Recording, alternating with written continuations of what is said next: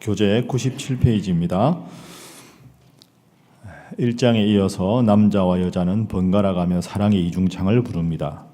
남자의 사랑을 듬뿍 받은 여자는 자신을 수선하여 백합화와 같다고 자랑스러워합니다.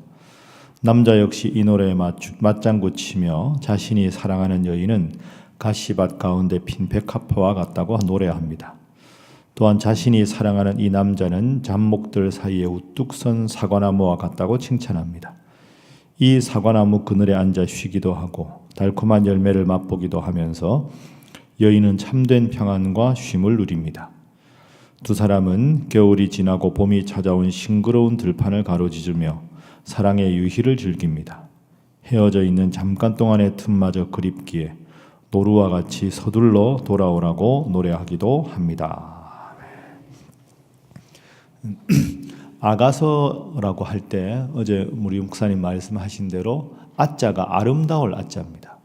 그러니까 아가라는 말은 아름다운 노래, 노래들 중에 노래.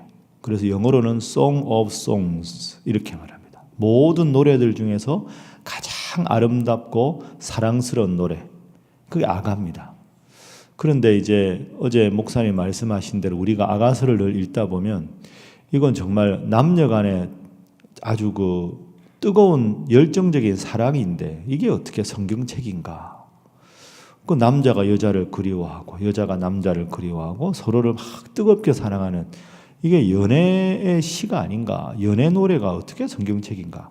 좀 아무리 좋게 생각하려고 해도 이건 좀 아닌 것 같다. 마음이 좀 불편하다. 이런 분이 혹시 계실지 모르겠습니다.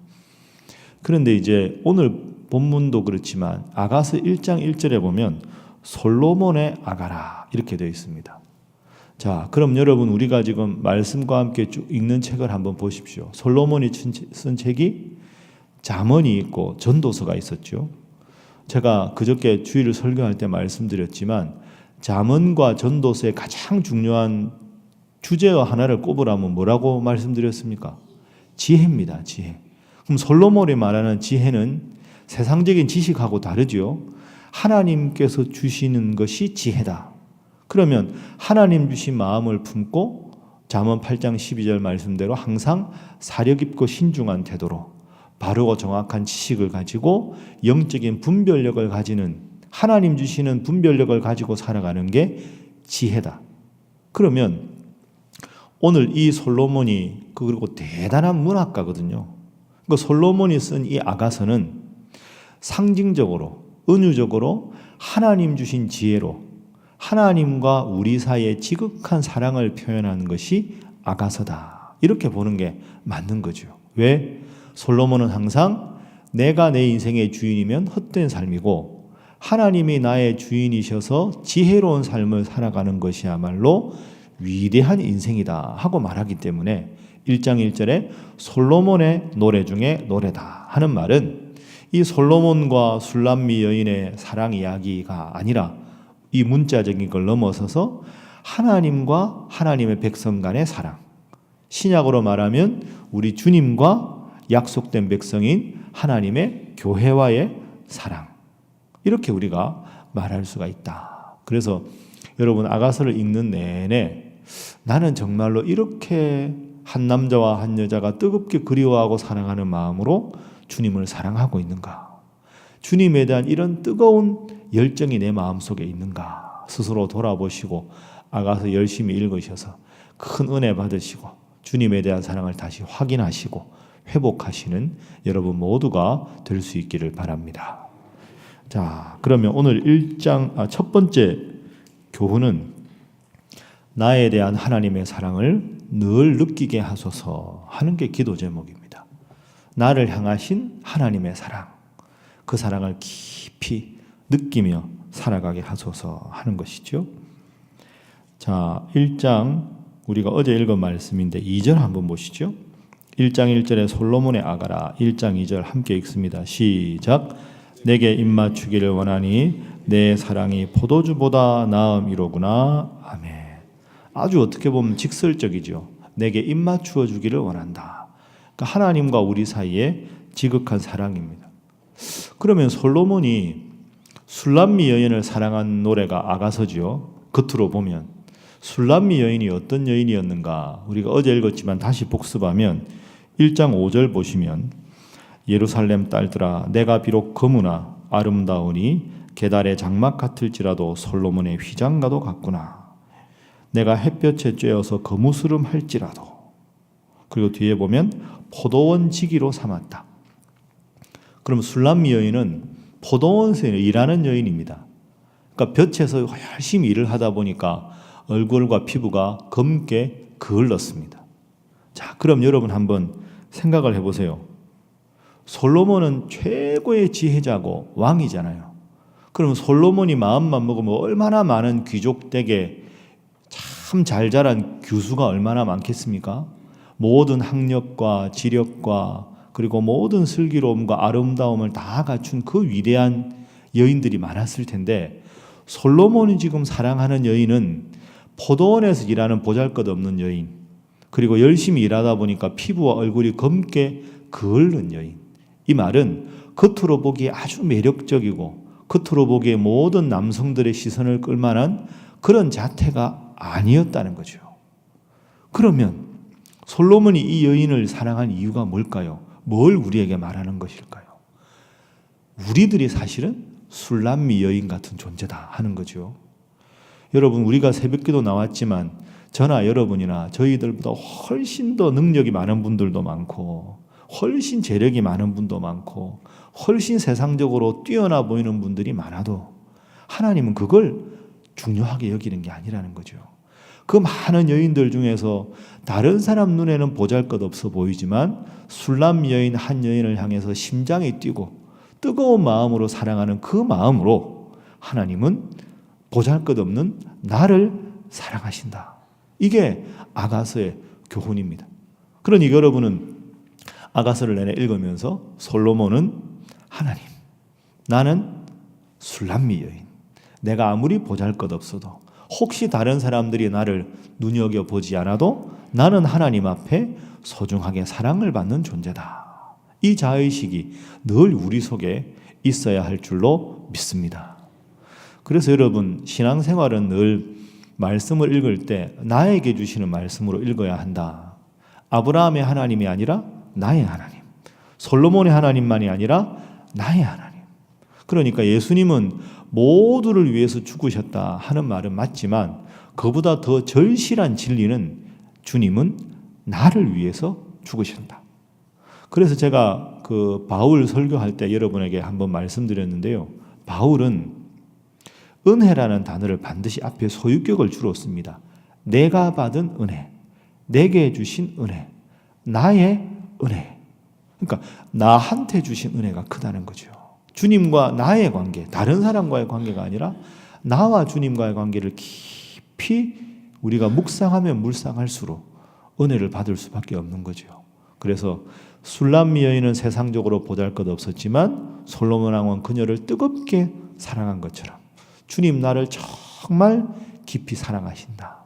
그 마음 가지시고 항상 나는 그 누구보다 그 위대하신 주님의 사랑을 받는 존재다 하는 위대한 영적인 자긍심을 가지고 매일 살아가시는 여러분 모두가 될 수 있기를 주님 이름으로 축복합니다. 그래서 두 번째 우리의 기도 제목은 이 사랑을 영원히 누리게 하소서 하는 것이 우리 기도 제목이 되어야 합니다.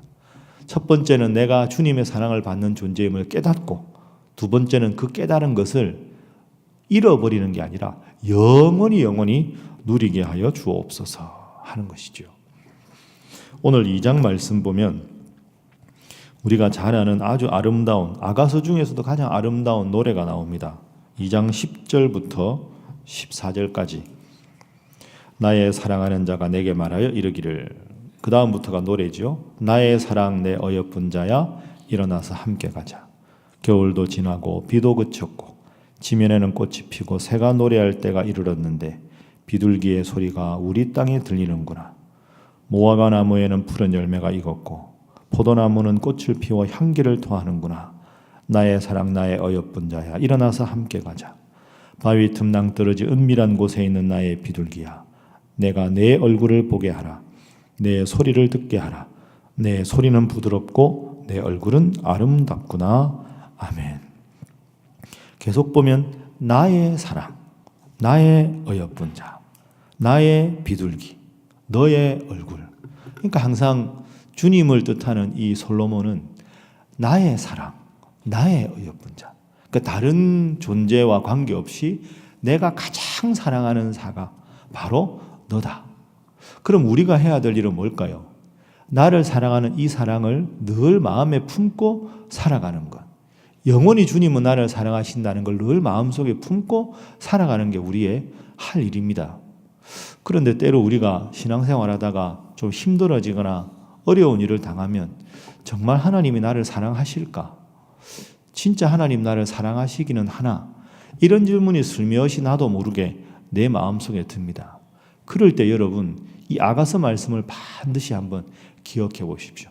나의 사랑, 나의 어여쁜 자. 주님은 나의 사랑이라고 나만을 보고 말씀하신다. 그러면 그 마음을 늘 품고 살아가면 얼마나 그것이 아름답고 은혜로운 삶이 되겠습니까? 자녀가 부모가 꾸중했다고 해서 엄마 내 엄마 맞아? 아빠 내 아빠 맞아? 자꾸 물어보면 쥐어받고 싶은 게 부모 마음 아닙니까? 얘가 진짜 왜 이러나? 가만히 생각하면 우리가 하나님 앞에 그래서는 되겠습니까? 나는 하나님의 사람이다. 나는 하나님의 사랑받는 존재다. 이 고백이 그 어떤 환경의 변화에도 관계없이 영원한 여러분의 고백이 되시기를 주님 이름으로 축복합니다. 그래서 우리 교회는 저는 많은 프로그램을 교회에서 하는 게 중요한 것 같지가 않습니다. 늘 말씀드리지만 가장 영적으로 바로 선 성도는 일상의 영성을 추구하는 분들입니다. 저는 신일교회에 있는 내내 제일 저한테는 소중한 프로그램이 물론 예배지만 예배를 제외하고는 말씀과 함께입니다. 늘 말씀을 묵상하고 목사가 여러분에게 은혜를 끼치는 게 아니고요. 다른 게 은혜를 끼치는 게 아니라 내가 매일 주기에 따라 읽는 이 말씀을 통해서 은혜 받고 다른 프로그램 통해서 기쁘고 즐거운 것보다 하나님이 정말 나를 사랑하시는 거 아는 것을 매일매일 삶 가운데 느껴가는 것. 그게 얼마나 아름다운 삶이겠습니까? 매일매일 일상의 영성을 추구하셔서 이전보다 더욱더 주님을 사랑한다 고백하시는 여러분 모두가 되시기를 바랍니다. 자, 이제 세 번째 기도 제목입니다. 세 번째 기도 제목은 15절 말씀 한번 보시죠. 자, 함께 읽어봅니다. 시작. 우리를 위하여 여우 곧 포도원을 허는 작은 여우를 잡으라. 우리의 포도원에 꽃이 피었습니다. 아멘. 여우가 등장합니다. 이 여우는 이 솔로몬 왕과 술람미 여인의 사랑을 방해하는 존재입니다. 사랑의 걸림돌이죠. 술람미 여인이 하는 일이 포도원지기잖아요. 그럼 포도원지기가 하는 일은 포도원에 포도가 주렁주렁 잘 열릴 수 있도록 다른 모든 동물들이나 다른 해충이나 이런 게 없도록 지키는 역할인데 제일 방해꾼이 15절에 여우입니다. 여우가 왜 들어오느냐? 포도원에 꽃이 피었기 때문에. 포도원에 여우가 들어와 가지고 포도원을 자꾸 쑥대밭으로 만들고 꽃을 망가뜨리고 이러면 포도원에 포도가 안 자라지요. 그러니까 포도원의 포도는 솔로몬 왕과 술람 여인의 사랑의 결실을 뜻하는데 그 사랑의 열매를 방해하는 세력이 여우입니다. 그래서 세 번째 기도 제목은 하나님 교회 걸림돌이 되지 않게 하소서 하는 기도 제목입니다. 당연히 교회 걸림돌만은 아니지만 교회의 걸림돌, 함께 신앙생활하는 성도들의 걸림돌이 되지 않게 하소서. 더 구체적으로 말하면 뭘까요? 여우가 되지 말게 하소서. 이게 기도 제목이 돼야 되겠지요. 그러니까 지금 신약의 의미로 보면 솔로몬 왕은 주님이시고 이 술람미 여인은 교회입니다. 그러니까 주님은 교회를 통해서 역사하시는 거죠. 한국 교회가 많은 지탄에 있지만 여러분이 꼭 기억하실 게 있습니다. 교회가 세상의 비난을 받아도 하나님께서 세상을 향한 가장 위대한 대안은 교회입니다. 그러니까 교회가 비난을 받는다고 해서 우리는 교회를 떠날 수가 없습니다. 저를 낳아주시고 길러주신 제 어머니가 저보다 공부를 많이 하지 않으셨고 저보다 세상적인 지식을 많이 가지지 못했다고 해서 자식이 어머니를 무시하면 잘못된 자식인 것과 똑같습니다. 교회가 부족함이 많고 교회가 여러 가지 인간적으로 참 안타까운 면이 있더라도 하나님께서 세상을 향한 가장 위대한 대안은 교회인 줄로 믿습니다. 그러면 교회가 하나님 안에서 하나가 되고 서로가 서로를 사랑하고 서로가 서로를 배려하고 성도들이 믿음 없는 성도들이 점점 믿음이 자라나고 믿음이 훌륭한 성도들은 더 겸손하고 그래서 모든 교회 하는 일에 한 마음이 되고 그 어떤 불협화음이 없고 갈등이 없고 다툼이 없고 그게 하나님 원하시는 일이지요. 그런데 15절에 작은 여우가 등장해서 포도원의 꽃을 망가뜨리고 포도원의 모든 것들을 지저분하게 만들면 열매가 안 되는 겁니다. 그래서 혹시라도 내가 말하는 나의 언어와 나의 행동과 나의 생각이 성도들 누구에게 상처를 주진 않는가? 교회가 더욱더 하나 되고 단결하고 부흥해야 하는데 나의 게으름이, 나의 습관이, 나의 잘못이 혹시라도 그 일에 방해가 되지는 않는가? 여러분 깊이 생각하셔야 합니다. 비단 교회뿐이 아니지요. 자녀가 신앙생활 잘 하는데 때로는 부모가 여우 같은 방해꾼이 될 수도 있고 교회 아이들이 점점 신앙생활 잘 하게 하는데 도와줘야 될 선생님이 그 아이들을 상처를 줄 수도 있습니다. 나는 누군가에게 영적인 걸림돌, 여우는 아닌가 하고 우리가 한번 돌아볼 이유가 있습니다. 그리고 이것도 한번 생각해 보십시오. 제가 자주 여러분들에게 말씀드리지만 예수님을 판 사람은 무리가 아니었습니다. 예수님을 판 사람은 가룟 유다였습니다. 예수님이 십자가에 죽으시기 전에 빌라도의 형틀에서 다 신문 받으시고 할 때 생사고락을 같이 하겠다고 하고 했던 제자들은 다 도망갔습니다. 열심이 없는 성도가 교회를 어렵게 하는 게 아닙니다. 제가 뭐 누구를 염두에 둔 게 아니라 새벽기도 나오는 분들은 다 열심히 있으신 분들 아닙니까?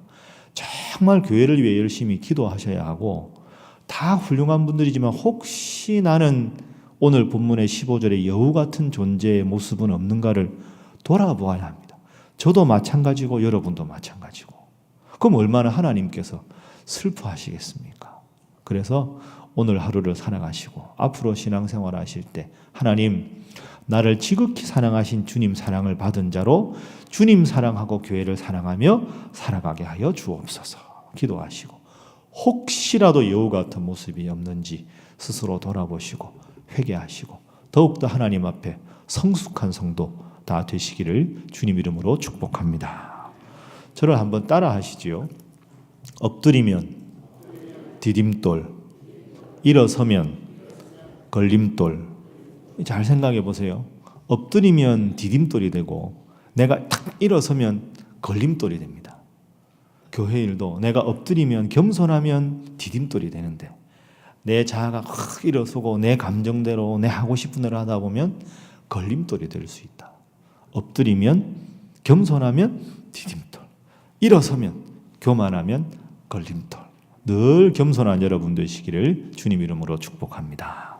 함께 기도하겠습니다. 하나님, 아가서 읽으면서 나를 향한 주님의 사랑을 깊이 느끼게 하시고 그 사랑을 영원히 고백하게 하시며 누군가 성도들과 교회에 걸림돌 되지 않도록 늘 스스로 회개하고 돌아보게 하여 주옵소서. 위에서 기도하시고 우리 노명섭 강미 선교사님의 온전한 영육간의 회복을 위해서 세계 각지에 흩어져 선교하시는 선교사님들을 위해서 남북의 평화 통일을 위해서 여러분 각자를 위해서 다 함께 기도하겠습니다. 주여 믿습니다.